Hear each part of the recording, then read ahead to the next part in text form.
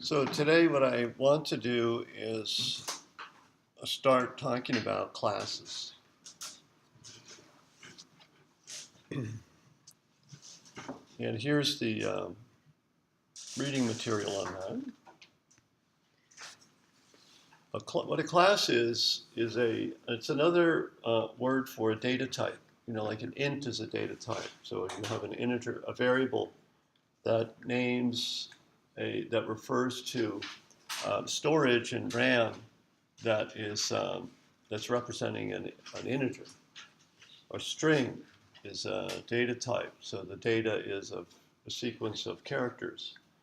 And but you can define your own data types, and these are also called classes. So they're user-defined data types. That's what a class is, user-defined data type. Although the system has some predefined data types, so they wouldn't have been defined by a user, but they still use that term, user-defined data types. An example of a data type which is a class, comes from a class definition, is the string class.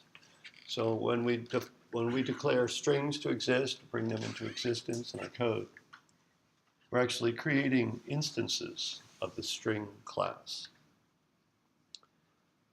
So in the reading here, there's a class called point. So this is instances of this data type point represent 2D points, right? So each point has an x and y coordinate to it. So you can think of a point, essentially the state needed to represent a point is two double precision floating point numbers. So you'll see that appearing in the code here, double x, double y, so on.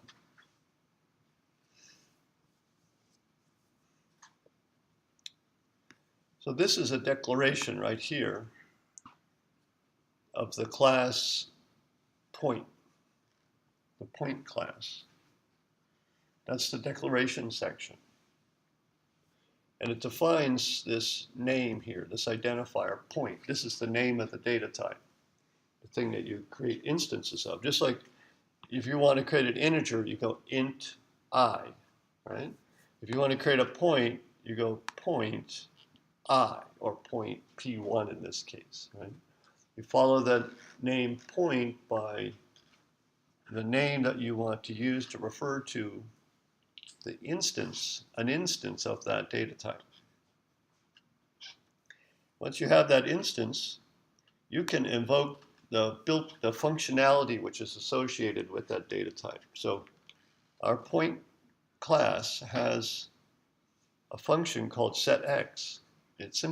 We use that function to change the x coordinate of the point to some value that we pass into the function. Here we're changing the x coordinate of P1 to 0. Here we're changing the y coordinate of P1 to 3.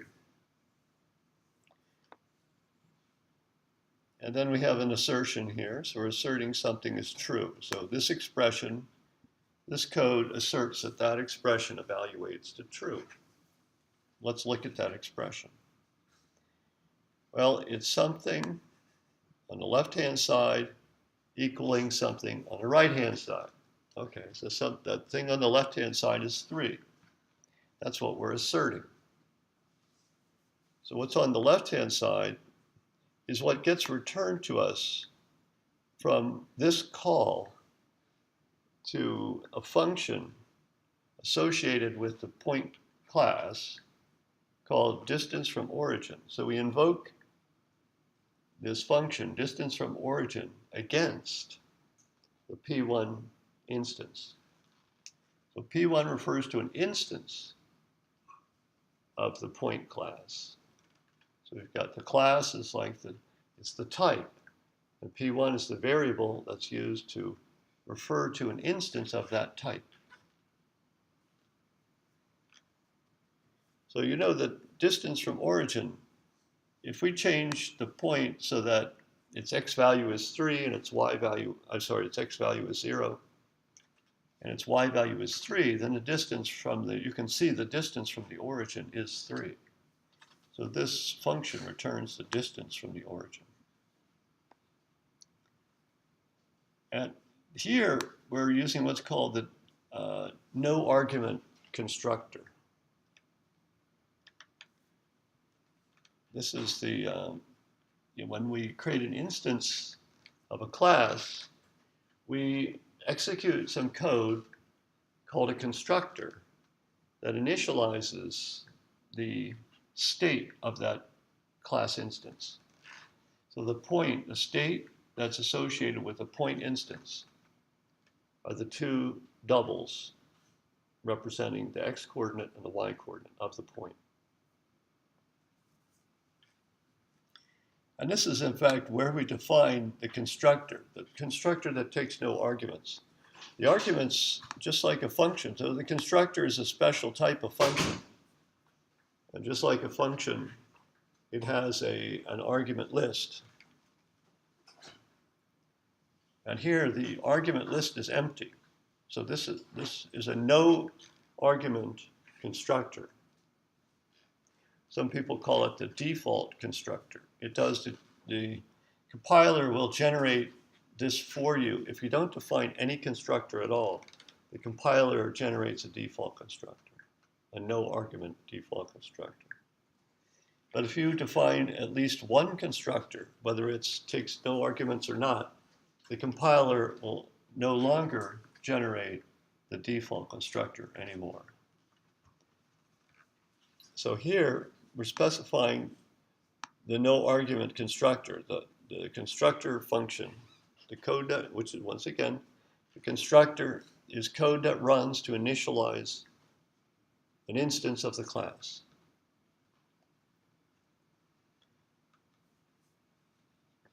And if you look inside the braces, you'll see that no code runs, because there is no code. Well, there's this thing called an initialization list that's following that colon right there. So you just see the colon. This is another version of the constructor, and you've got a colon in here. And here's the third version of the constructor function. It also has a colon. So all of these constructor functions are defined with these initialization lists. And the initialization list includes a variable that refers to some internal state of that data type, followed by parentheses that include the value to initialize the variable to. So x is initialized to 0. Y is initialized to 0. So there's this data type point that we use to create instances. We call them objects as well. Point object. The point object is created from the point class. So these objects, internally, they need to keep track of two values, the x coordinate and the y coordinate. So they are defined. This internal state of the class needs to be declared, and it's declared in this declaration block here. See, we've got the word class, followed by the name of the class, followed by an opening brace, all that business on the inside, closing brace, and a semicolon. Unfortunately, we have to use a semicolon there. There's no other language that requires that, just C++. And what you're learning here, by the way, if you just look at this by itself, you wouldn't be able to tell whether that's, well, actually you can't. Well, not really. Oh, yes, you can here. This looks very much like Java, Java language. It looks almost identical to this. The only place that would differ here is this arrow. Java would use a dot there instead of that arrow. Also, C# is another language that looks almost identical to this.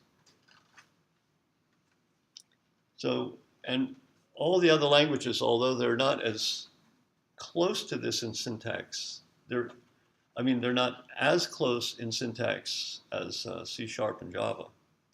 They are nevertheless very close to this. So this is a programming sort of concept or construct, which is common across most languages right now these days. All the languages, most of the languages have some method of defining user-defined data types, which we're referring to as classes. All right, so coming back to this constructor, this is the no argument constructor, and this is the syntax for invoking that constructor. You have the class name followed by some variable name that you pick that's unique.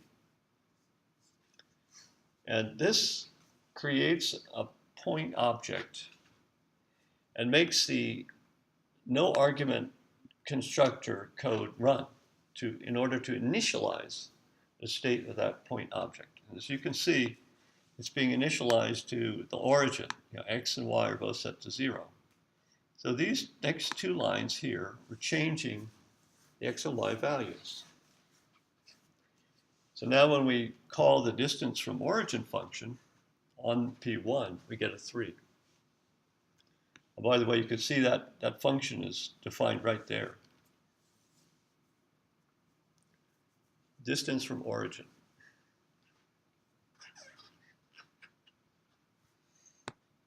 We return the square root of x times x plus y times y. That's the distance formula at use. There's another function here, distance from. So you can call but this function takes an argument. Distance from origin doesn't take an argument because we know we're computing the distance from 0, 0 to our internal xy.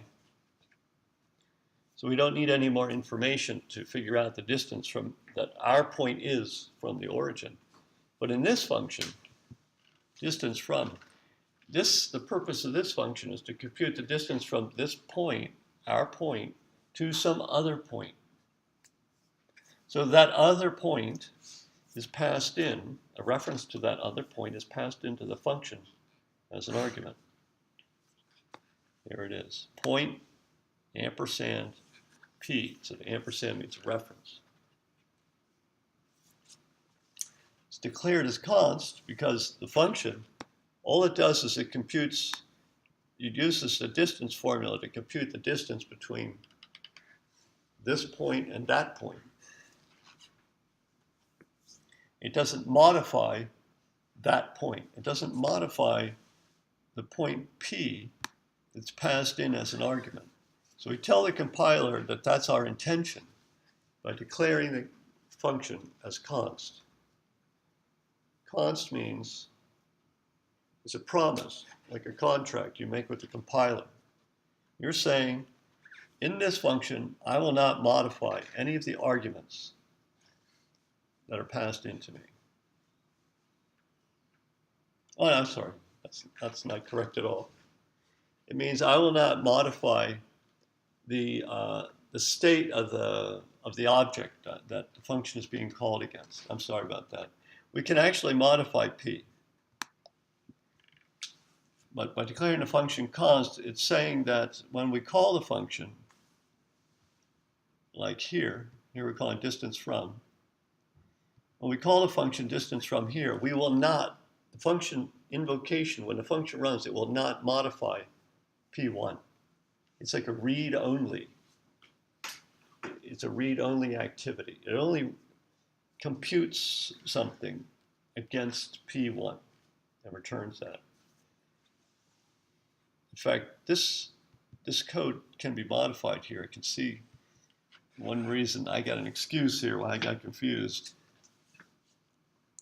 This should be const. Now we don't need to modify P either. So this const means the function doesn't modify the x and y that are internal data. And this const means we don't need to modify the point that we're supposed to compute the distance from.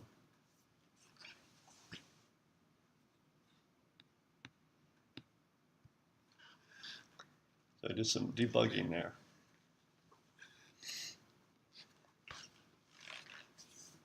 All right.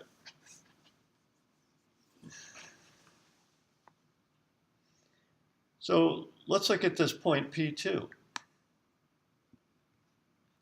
P2 right here.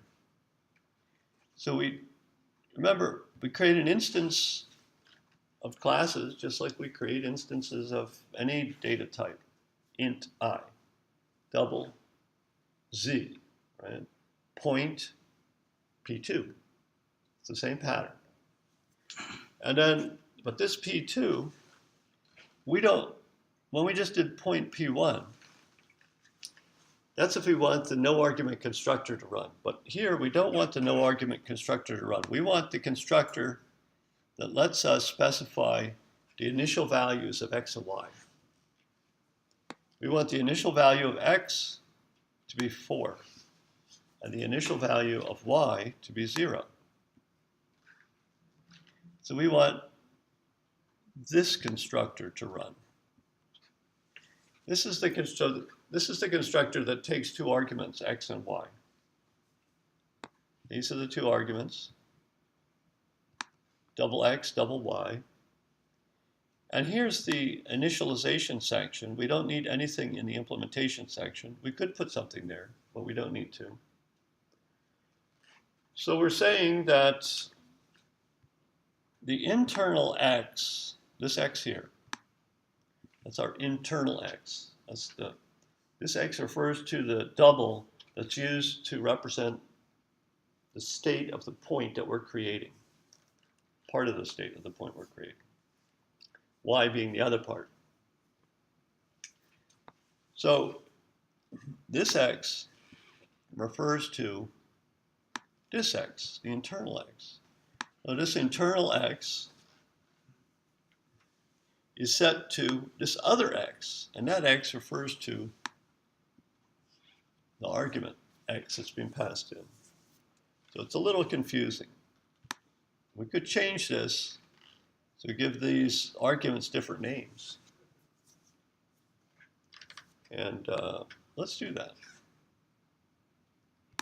Let me show you what I mean there.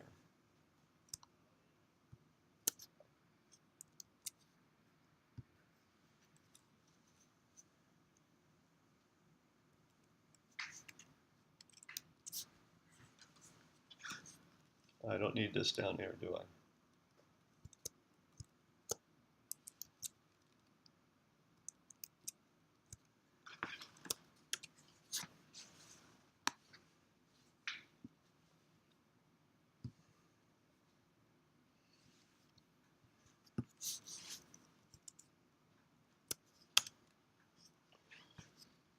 So here we define the class point.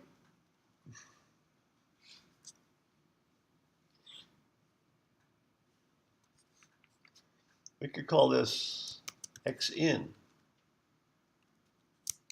Y in. So we set our member variable X. So these are the member variables, the members of the point class. We set the member variable X to the X in variable that's being passed in as an argument to the constructor. This is a specification to the compiler on how we want the member variables to be initialized when an instance of the class is created. And you can see that here. We're creating an instance of point, and we're calling it P2, and we want X to be initialized to 4 and Y to 0. And then we have a P1. P1 is at 0, 3. And P2 is at 4, 0. And if you use this distance from function, you should get a 5 because it's a 3, 4, 5 right triangle. That's why I did that. I get a 5.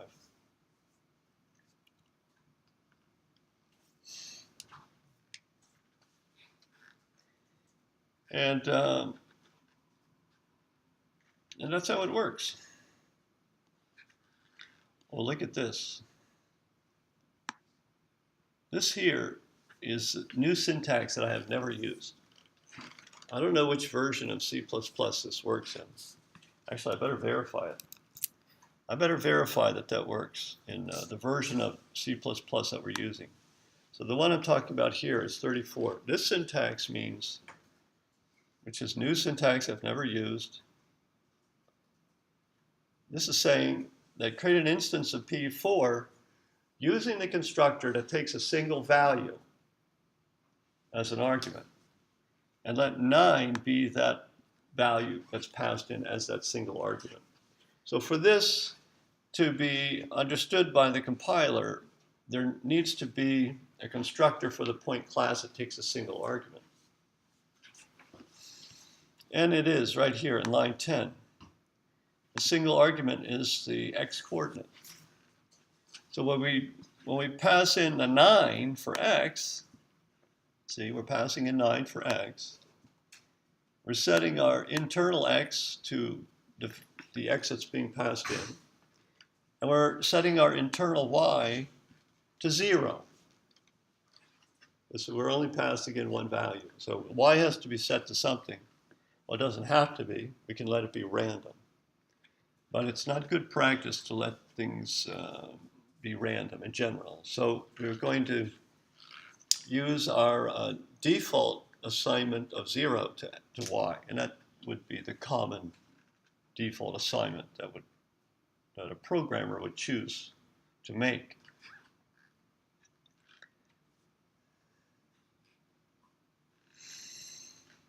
Let's see if that, like I said, this is relatively new, and when new may be, I don't know, 10 years old. It takes a while for new things to be adopted. Let's see if that builds. It does build. Well, test passed. See, now if I had this particular constructor defined, the compiler would complain about that. Error. See, there it is right there. That's the line right there. You can't find a constructor that takes one argument to pass 9 into.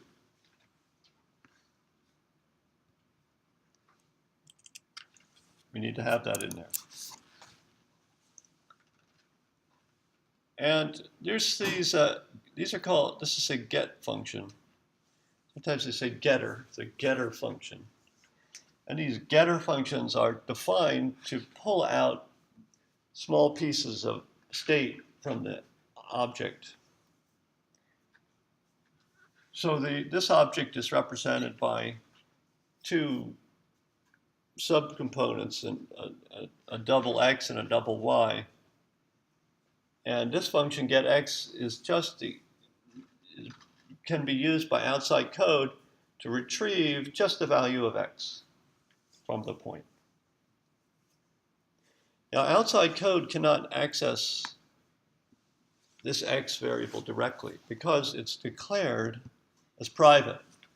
So functions, so code in the main function cannot directly refer to this internal state, x and y.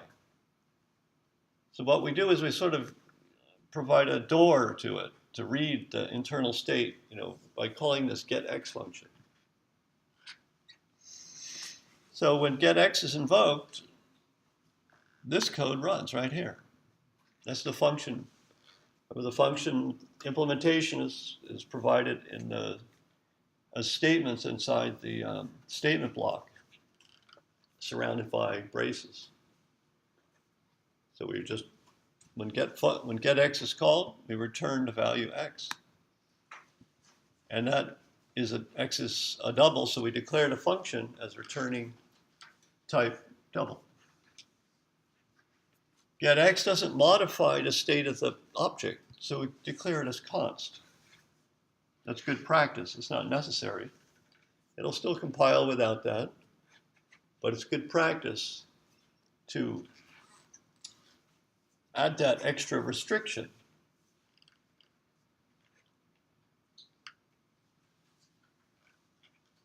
Because it's more information to the person staring at the class.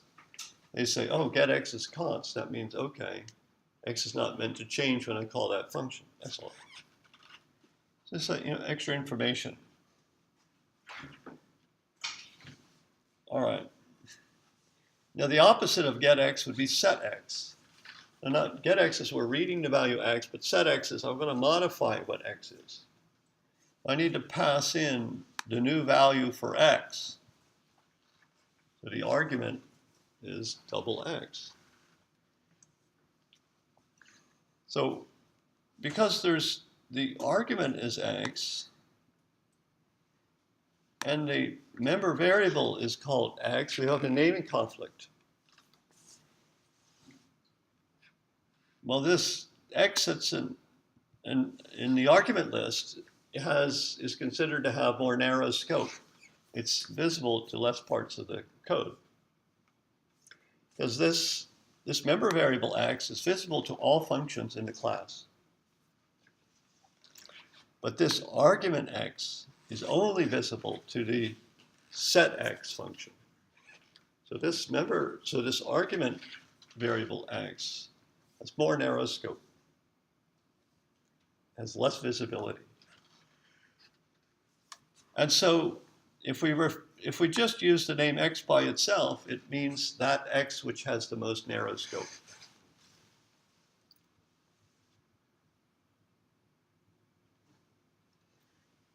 Like my name is David, okay? Maybe there's another David in the building. Say on the 3rd floor, there's a David up there. But inside this room, when you use the word David, you're going to say, we're talking about me, okay? Because I has the most narrow scope. But the David on the 3rd floor, I mean, yeah, sure, there's a David out there.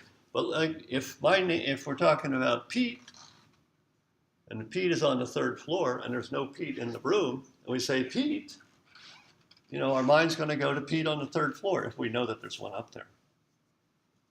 So if there's no naming conflict, it's like the reference to that named object is resolved by going up through these scope levels. Now, we want this argument x to be copied onto the member variable x. So this syntax here is used to identify the member variable x when there's a naming conflict.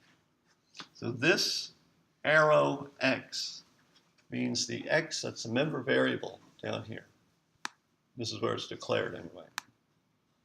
By the way, this is a keyword. It's a pointer. Inside a function, it's the pointer, it's the memory address of the object instance. So, and this arrow is called a dereferencing operator. So we want the x variable for this object. And this is the argument x, which has more narrow scope.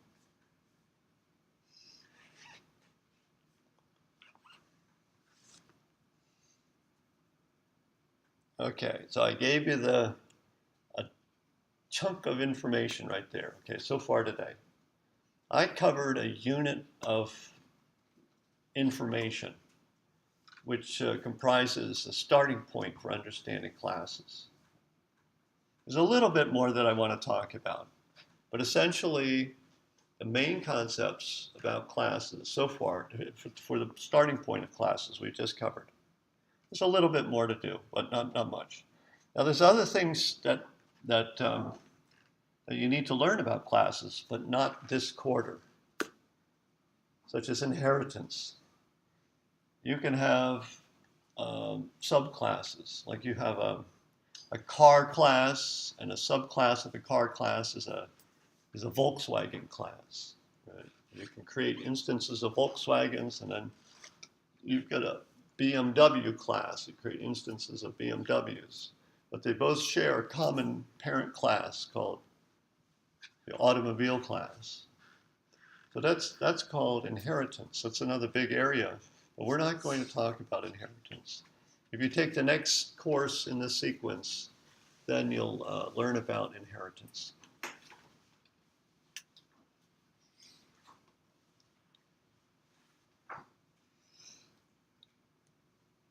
All right, so this is one possible organization for this class.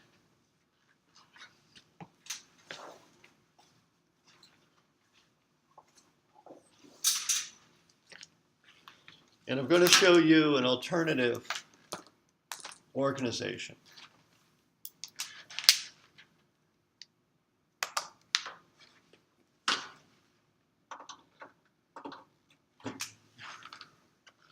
In this organization we're looking at right now, all of the function implementations, such as this, are right inside this class declaration block.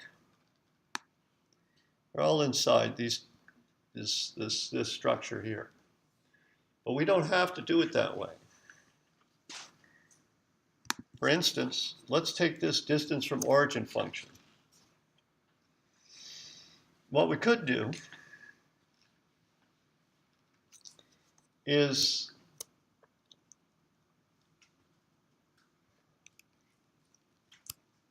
declare the function, but not implement it inside this declaration block.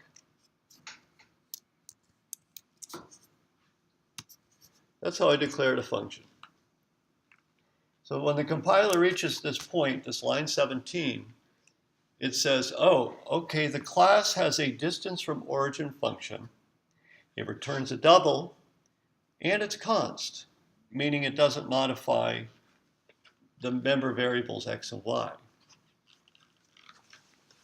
But I don't know how to execute that function. You didn't give me the statements that I'm supposed to run when the function is invoked. So that means you're going to tell me those statements later on. You'll provide an implementation for the function somewhere else in this file or in another file. So this is called a forward declaration. We declare the function first, we delay its implementation until later. And let's put the implementation of this function right here after this class declaration block. So I think I can just paste that in like that. So what we're going to do is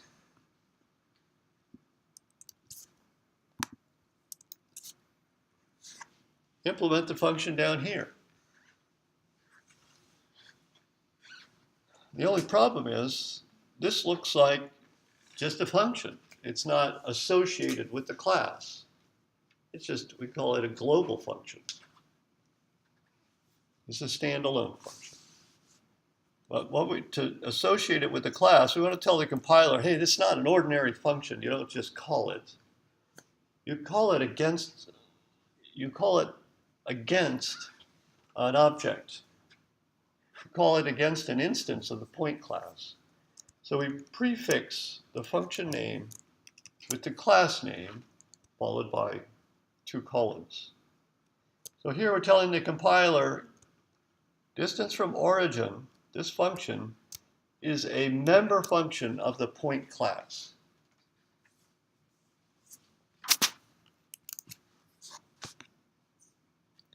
Now you'll see this compiles. We don't really need to run it, but we will anyway. There it is.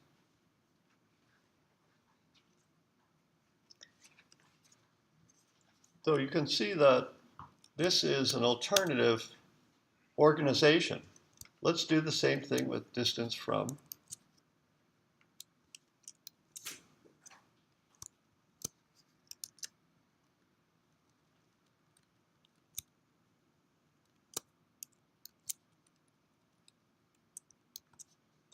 And now distance from is only being declared here and not defined. So these two functions right here are forward declarations. And these are the two implementations. We could do this with everything that's in here. All of these functions, their implementation can be moved to an external area.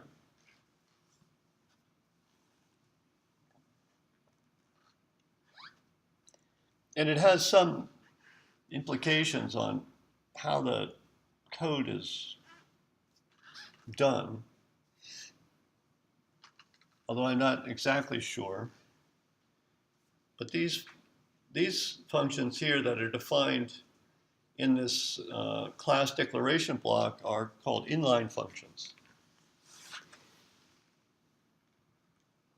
So when the compiler generates code, the implementation of the function may be inserted right where the function is invoked, so that it's not actually a function call at all. But I don't want to get into that because it's a sort of a fuzzy idea for me. And I'm not sure what the compiler does exactly because I don't study compilers.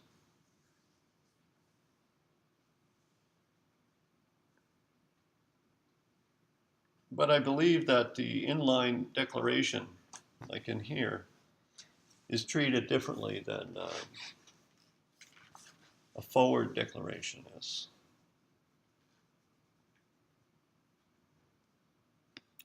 But once again, I don't want to get into that because I can only talk with some uncertainty about it.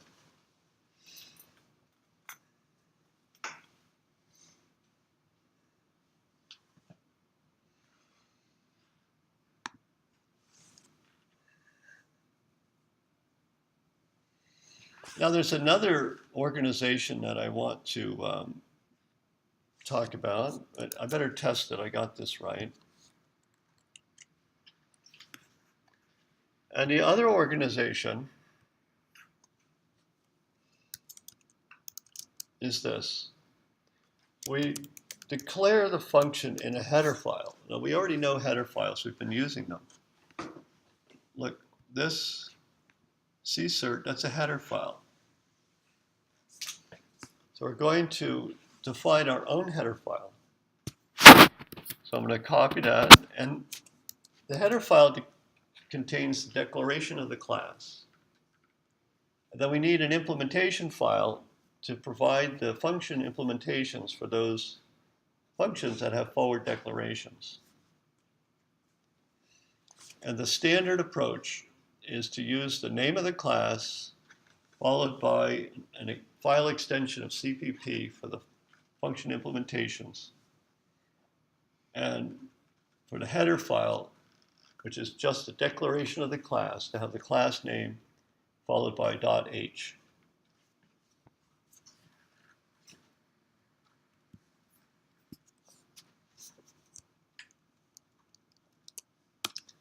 So the header looks like this.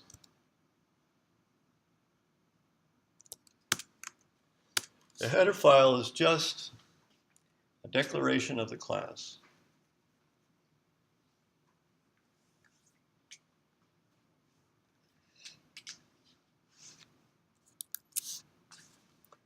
And the implementation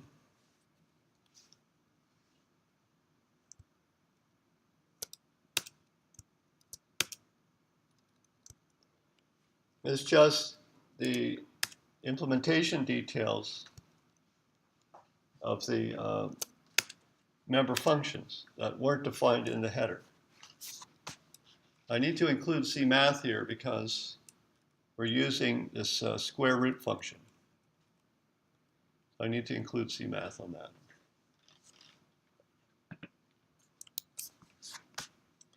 Now the code is being spread out across a couple of files.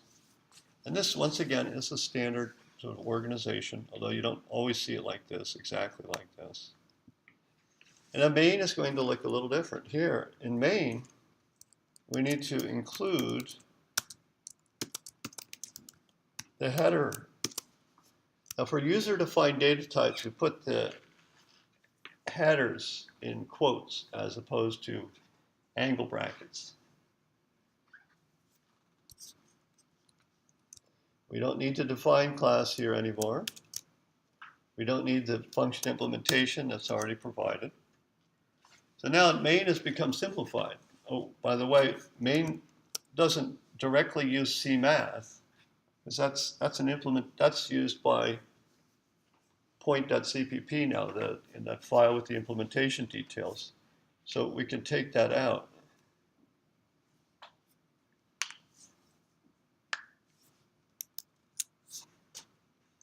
And by the way, point.cpp, in this file, we're using the class name point. And the compiler, what the compiler does is it just looks at one file at a time. These CPP files represent compilation units. So the compiler will read one of these CPP files and just treat it as, on its own and say, I'm going to compile you. In part of its process. It's a stage in the compilation. And so when it goes to compile this, it's going to say, I don't know what point is, because it doesn't automatically go and open up point.h.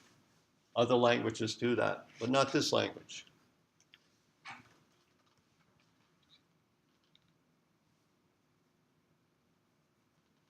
So it's going to complain and say, I don't know what point is. So we need to tell the compiler to include the header file.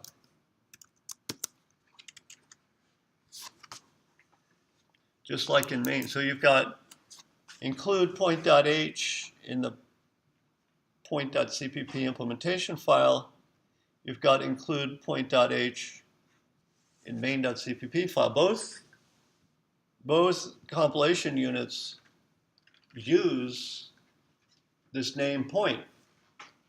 So we have to provide the header file in both of those units so the compiler knows what the definition of point is.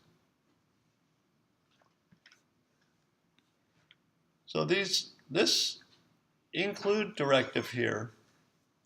Yeah, question? Why don't you put the point CPP into, or is it just one? Wait a minute, I didn't catch that. You know how you put the point H? Why don't you put the point CPP file too? Or no?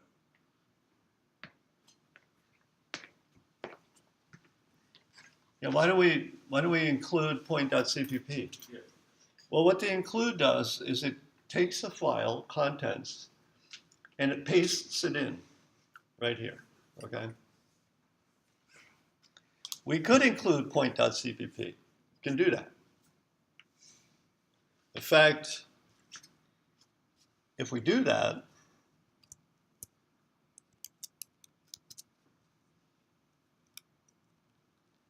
it'll run with one change. This will say point redefinition. So if I try to compile this, I'm going to get point redefinition. There it is. See that? Redefinition of class point. That's because this include directive, it takes the contents of the file and it pastes it in at this point. So look at line 3. We're taking the contents of point.h and we're pasting it in here. And then we're going to paste in this.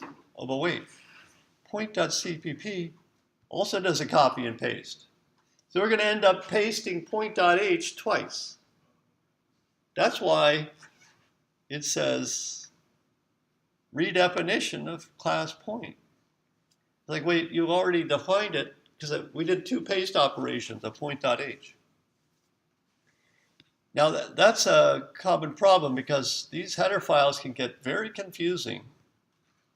And you've got, one header file is included there, and it's included on another point, and because the programs can get very complex. So we have to tell the compiler to sort of keep track of this pasting operation, and don't do any extra pasting that you don't need to.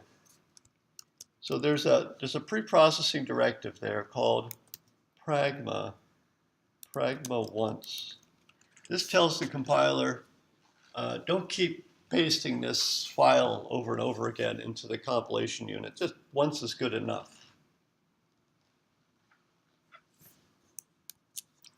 So that'll solve that problem.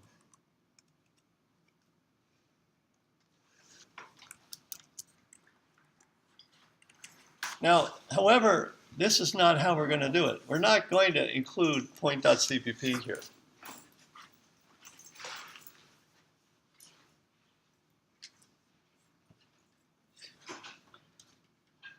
Because here, when we include point.cpp, we're merging two pieces of source code together, two implementation files, main.cpp, point.cpp. Those two compilation units, they're no longer two separate compilation units. They're merged into one, and we have a single compilation unit. Well, as you can see, you can do it, but it's not normally done. Normally, point.cpp is treated as a separate compilation unit. And then when we compile, we tell the compiler that we want main.cpp to be compiled and point.cpp to be compiled as well. Yeah.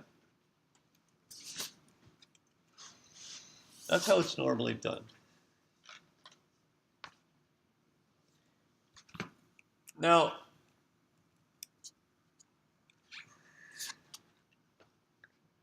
what the compiler does here is it compiles main.cpp by itself, and then it compiles point.cpp by itself, and it generates what's called object code. The default extension on a file that contains this object code is .o. And the object code is like machine instructions, almost pure machine instructions, but it's got some labels in there to where it needs to invoke other functions. And so the code in main.cpp, the object file that gets generated from main.cpp needs to call into functions that whose code appears in the point.o, the object file for point.cpp. So the compiler goes into another stage of compilation where it wires together the separate object codes, the object code files, so that the function invocations that cross those boundaries get resolved correctly. Now we can tell the compiler with minus C.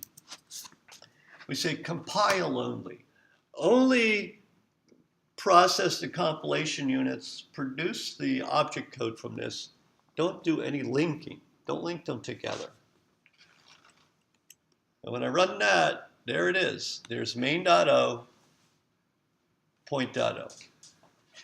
Those files, you can't see what's in them. See, this is not character data. Well, there's some character data in there, but it's not,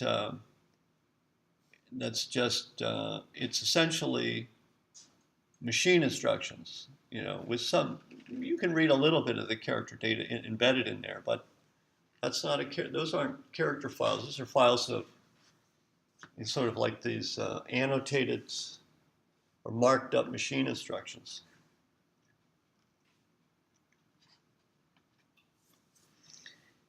So, and then there's a linking command, and I don't know how to run it. It's, what's the linking command? It's called LD. But I don't know how to pass in the arguments. Something like this. This won't work.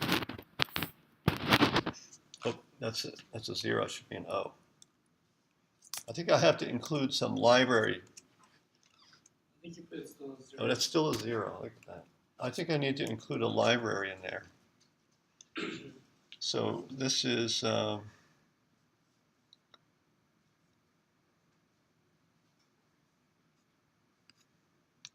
don't know how to do it. So I'd have to look at that. I'm going to remove star.o. We don't need those.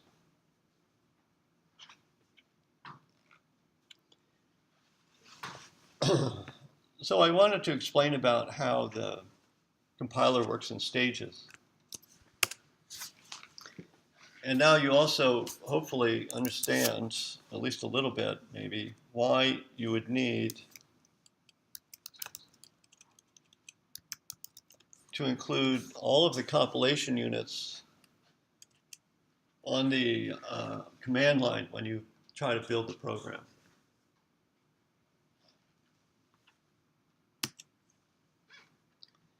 And notice the compiler, we didn't tell it to compile only, so it cleans up the object files for us. They get created and then deleted right away, something like that. And then the object there, we just get the executable produced directly, A down out. By the way, you can change the name of the executable using -O that defines the output. We can call it, I'll call it prog. See that? There's prog. So that's another way to, the compiler has lots of settings that you can pass into it as arguments on the command line. Huge number. Another one that's useful is turn all warnings on. There's the other way, I think it's like that. This is turn all warnings on. And there's no warnings to report here.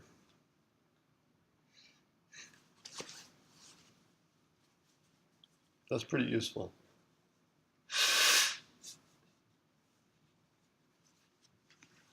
Okay, now at this point, I've covered everything that I can think of that you need to know for this quarter, or for this class.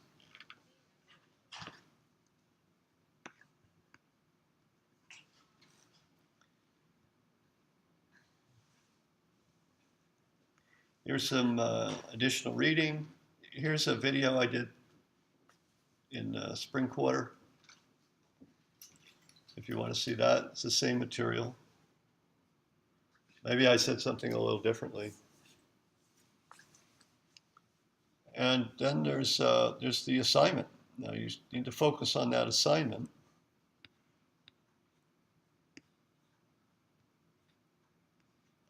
Oh yeah, I forgot to talk about one thing, sorry.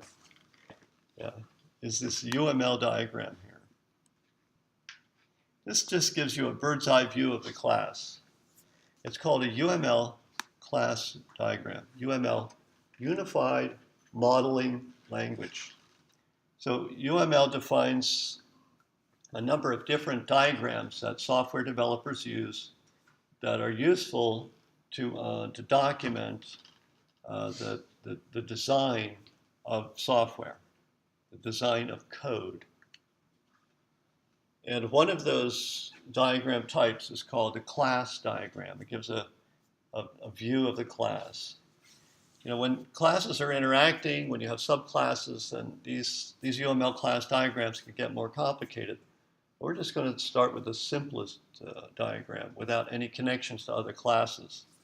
There's 3 sections in the diagram. There's the name of the class, that's in the first section. The second section has got the member variables. In the case of a rectangle, we've got a width and a height, they're both doubles.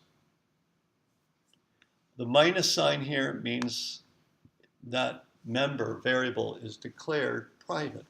you can make your member variables public. But in general, they're kept private normally, but not always. So the second section is the member variables. Remember that member variables, that's the thing that represents the state of the object. When you declare a function const, it means you can't change any of those member variables. When you create an instance of a class, the state of that instance, what that instance represents, the information content of that instance, is contained in these member variables. The third section is the list of member functions, including the constructors. So here we only have a single constructor for the rectangle class. And we have a function called area. Now these functions aren't C++ functions. These are UML functions. They're used to, this UML class diagram is used for different languages, not just C++. So you have the function name, the arguments that it takes, in this case area. This function is used to calculate the area of the rectangle. And the return value is double. So you've got a colon here followed by the return value. So in C++, the return value type is listed before the function name. But in UML, the return value type is listed after the function name, after a colon as well. So is the rectangle a square, yes or no? That's a bool, right? You call that, it returns true, it means the height and the width are equal. And here's some test code. This is the first exercise. You get the UML class diagram, and you're supposed to implement this rectangle class. And then I give you here the test code. Create an instance of a rectangle called foo. Its width is 3, its height is 4. Create another rectangle called bar. Its width is 5 and its height is 5. And then print this, the area of rectangle foo is, and then call the area function, foo.area. So that should be 12, right? Bar.area, that'll be 5 times 5, it should be 25. And foo.isSquare should return false. But bar.isSquare should return true because the width and the height are the same. So that function needs to check that the width and the height is the same and return true in that case. So your job is to leave this test code alone, but then above it, you want to define this rectangle class and define the functions, and then have it in a runnable state so it runs correctly. That's the first exercise. Second exercise is similar. Create a number class with these functions, this member variable, and the behavior is defined in here. But now I don't give you the test code for this number class. You have to come up with the test code on your own. And I want test code for the isPrime function and the isLucky function. So instances of the number class, look, the member variables is only one. So this number class it's called a wrapper class. There's only a single data value on the inside, single type on the inside. So the number class is just an integer, right? So an instance of number is just an integer. But we're adding some functionality to these integers by defining these functions.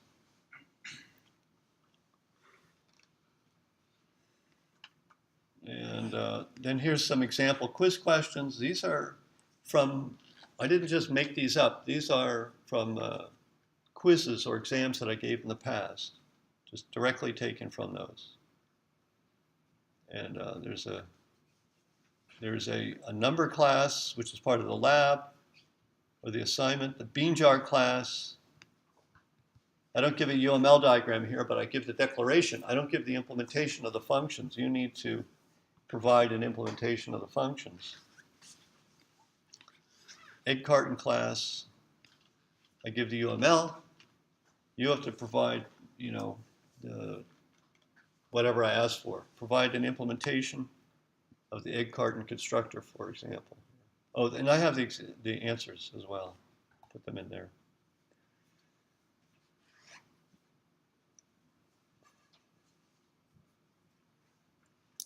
So let's, as the final thing that we do, let's create the UML class diagram for our number class, our point class. And I'm going to put that in the header file for the class. And I'll put it in a multi-line comment.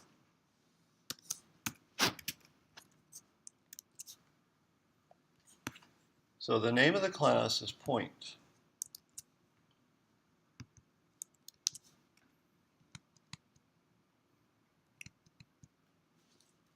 The point class has got an X and a Y, and they're private, so minus is here. There's an X and a Y in the point class. They're both private. And the point class has quite a few constructors.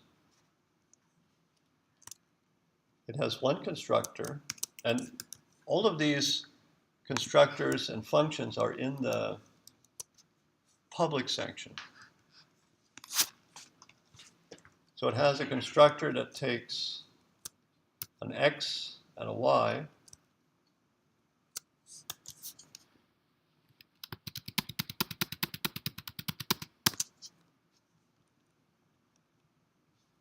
It has a constructor that takes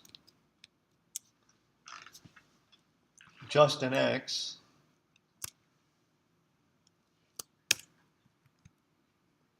And it has a constructor that takes no arguments at all.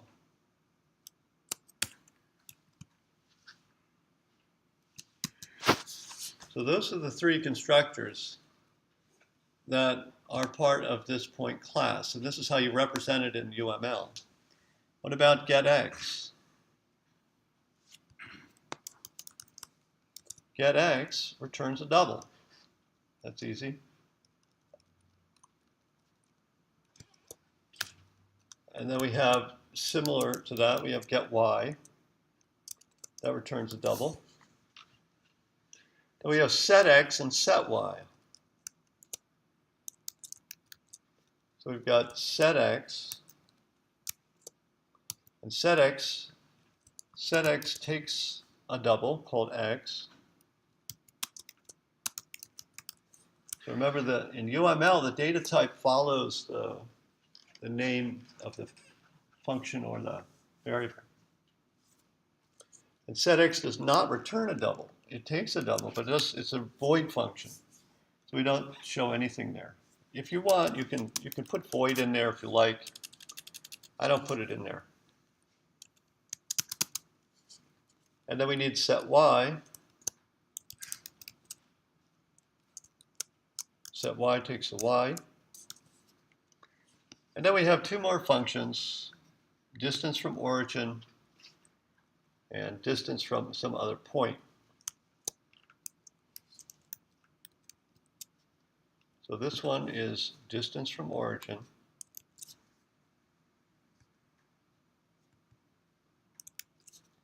Distance from origin takes no arguments, but it returns a double.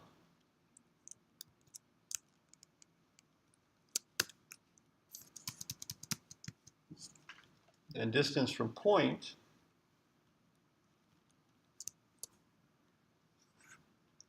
or distance from, that's a name.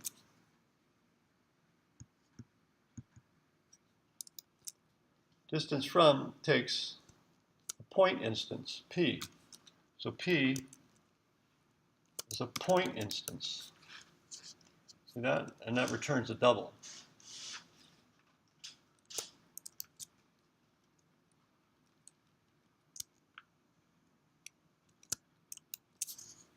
It didn't work.